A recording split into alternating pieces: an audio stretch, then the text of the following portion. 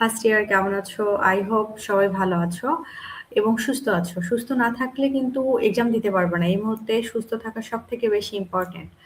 তো আজকের ক্লাসে আমরা ওয়েমার শিট তোমরা কিভাবে দাগাবা এই বিষয়টা নিয়ে একটু আলোচনা করব। তোমরা খেয়াল করো, আমি যদি দেখাই স্ক্রিনটা দেখতে পারতেছো সম্ভবত।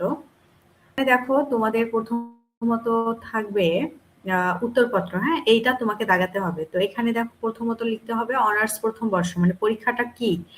সেকেন্ড ইয়ার নাকি থার্ড ইয়ার নাকি ফার্স্ট ইয়ার, এটা দিবা তুমি। চাইলে বাংলায় লিখতে পারো বা ইংরেজিতে লিখলে বেস্ট হয়।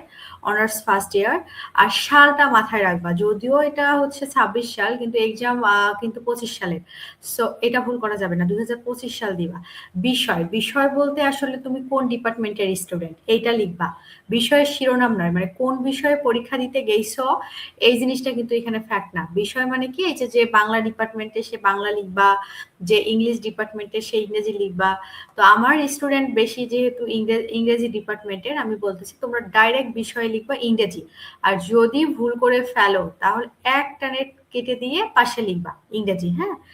আর বিষয় শিরোনাম এখানে তোমার যে বিষয়ে এক্সাম দিবা, যদি পোয়েট্রি দাও পোয়েট্রি, প্রোজ দাও প্রোজ, রিডিং স্কিল রাইটিং বিষয় কোডটা তুমি তোমার হচ্ছে এডমিট কার্ডে দেখে দাগাবা। প্রোজের যদি হয় তাহলে প্রোজের হচ্ছে কোডটা, এটা ভুল করা যাবে না, হ্যাঁ?